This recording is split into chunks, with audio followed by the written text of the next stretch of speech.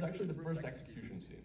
I was sort of writing a story that was just that, basically. Does it make sense? So, yeah, I mean, all of the resort stuff and as I was expanding it, that became a setting that made sense for these characters who are operating without conventional consequences. And but it was just that scene initially. When you say that was the German Day idea that started it, do you mean that came to you one day when you were home, or when you were like, how does that come to you? I was murdering my double, and I thought, if I like doing this, maybe someone else will. Really though, I am curious as to where the story came from. Actually, I don't know. It's a very douchey answer. I'm a douchey guy. I love a douchey answer. I was thinking about the philosophy of personal identity. Please tell me more. What makes a person, and how we are not continuous or singular, and why we feel that we are that way. And then I thought punishment was interesting, and I was thinking about our hunger for revenge at the basis of punishment, even though we tend to position it as corrective and or preventative. And I mean, I hear what you're saying. It's not douchey. It explains so much of what I was thinking about when I was watching the film. Can I hand it over to? I want to go to Amanda here, and I think we all just experienced the film for the first time, and we have a lot of thoughts about it. But when you read the script for the first time, what goes through your mind? I loved it. I also didn't realize what a wonderful writer Brandon was, and I've known him as a filmmaker for a long time, but it really loved hearing the words come from the genius's head directly, instead of sort of navigating someone else's words and interpreting them for himself. One of the first lines is at the first page when Cleo says white sand brain death, and I was like, what does that mean? And there are so many things in the script that made me go back and have to read again. And I love the idea of the elite behaving badly, the 1% being assholes, and questioning why people would want to do that, and having the privilege to do that, and wanting to punish yourself, and just they were just really interesting themes that I hadn't seen in the script before. John, I'm going to put the same question to you. What went through your mind when you first had a look at it? Well, I mean, I was familiar with Brandon's work and Antiviral and Possessor, so I knew when this opportunity came up that there was it had sort of gone up levels, and that there was a true vision that was in play here. And so there's a group of us, I mean, Amanda and a few of us, that sort of moved through this film as a kind of an entity. But I also knew that there was a sonic element to this, that there was a visual element to this film that was going to be terribly unique. You knew that in addition to the script, there was going to be other... Yeah, you could tell, I mean, by the way you had written it, but and plus, I mean, I just know Brandon's work, so I know that there's a real visual element at work here, and that was very, very enticing for me, anyway. That's powerful. I'm going to hand it back over to Alex there. Alex, obviously you everybody here had to take on a lot, and I'm curious about... And take off a lot. How did you react to not just the script, but also to what would be demanded of you to do the film? Shock, disgust, and then curiosity, in that order. Elaborate on that. Yeah, and then I was aroused. No,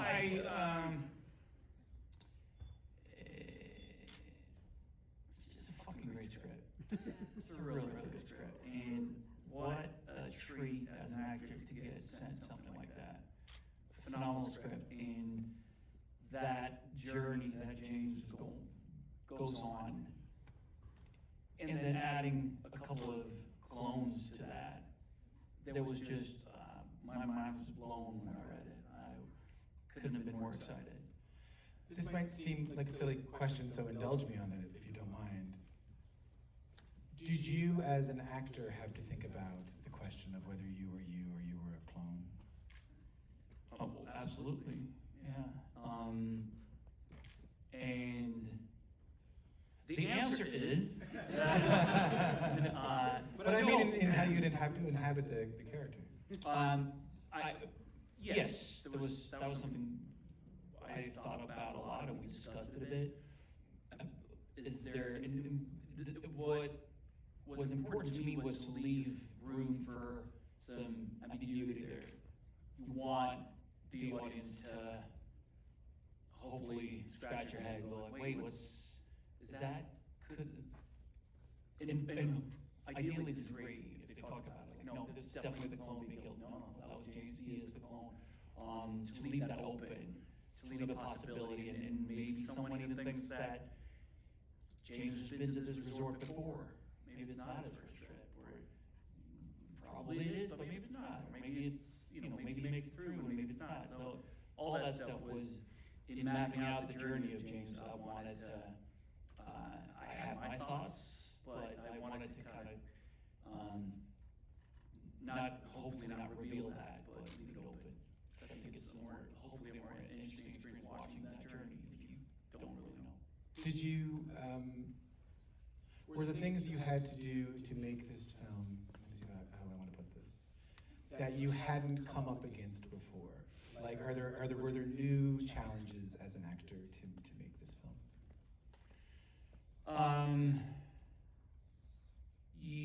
Yeah. I found myself in many situations that were new and quite interesting. I haven't breastfed in a couple years. I lost my technique. You did wonderfully, though. Thank you. You did a lovely job. Thank you very much. Could have sworn you'd done it 2 weeks ago. Thank you. So that was one of many new experiences. Yeah. Brandon, how do you, given that what you have to ask of Alex to make this film, I wonder if you could talk a little bit about how you communicated with him, communicated these things with him. The specifics of.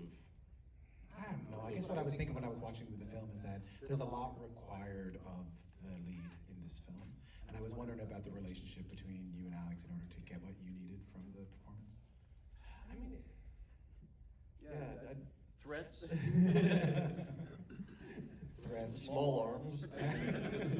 Cash. Occasionally, drugs and. Kept me sedated and threatened. G, a lot of G. No, I mean, the thing is, I've sort of gotten some version of that question a number of times. It's sort of like, oh, it's a difficult film. How did you get that from your actor or whatever? But it's so not. It doesn't work like that. It's in the script. He has read it. They've all read it. They know what's involved. We can talk about the specifics, but it's really not. I don't know. I've cast actors who I think are brilliant. I'm incredibly excited by their work. I just want to plug them into those characters and let them inject those characters with this kind of energy. And they've all read the script, and they if they're interested, it's because they know what's involved. And so it's a very, the sex and the violence, both of them are almost like dance choreography. It's just like a very pragmatic thing because everybody is a professional and everybody's done that sort of thing before. So it's not. I feel like my job, when the actors are good, is to sort of get out of their way to a certain extent, let them explore the character. I'm still trying to edit the scenes in my head as we're shooting. I'm still trying to guide it to get what I need, but I also want to give them space to bring their art to the characters and to wake them up for me too, because I'm kind of bored by the time of the characters by the time I'm shooting. I've been with them for too long. I'd like to be surprised by the actors.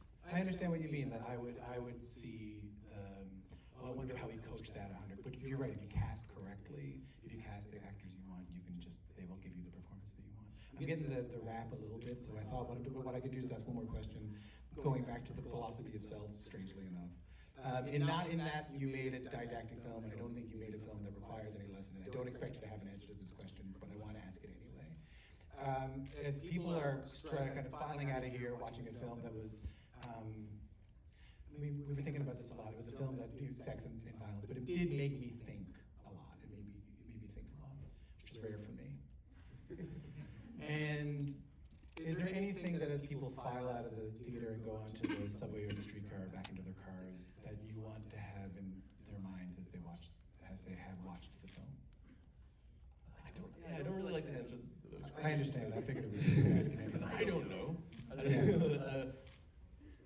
But yeah, I mean, also I kind of feel like the final creative act in the film is done by the audience. It's this interpretive act, and it's this thing that you do when you watch a movie. And I feel like you sort of take that away from people if you try to like impose your own interpretation. Plus, you look like a complete idiot if it didn't come across that way. And if the audience thinks you're wrong, then you're really fucked. It's supposed to be about how great resorts are. No one is getting that. But I understand. But I've never heard that before. That the making of the thing is not complete until it's taken in by the audience. Well, I think I can speak for everybody here is that it was really effective and really appreciated by the audience here and by me. And can we get a round of applause? Thanks for all my weird questions. John Ralston, Amanda Brugel, Brandon Cronenberg, and Alexander Skarsgård, everybody. Incredible. Tell your friends. Have a great night. Thank you. Thank you guys so Thanks, much. guys. Alex, you were Thank awesome, you. man. Thank you. Thank you. Brandon, great film. Can't wait for your next one. You guys were great.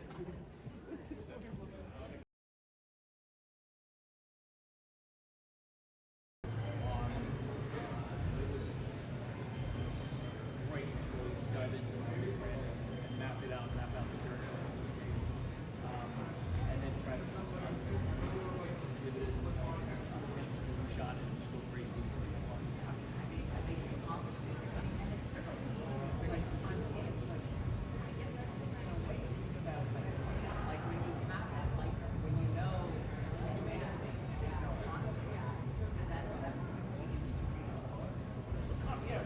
Definitely on that, the matter.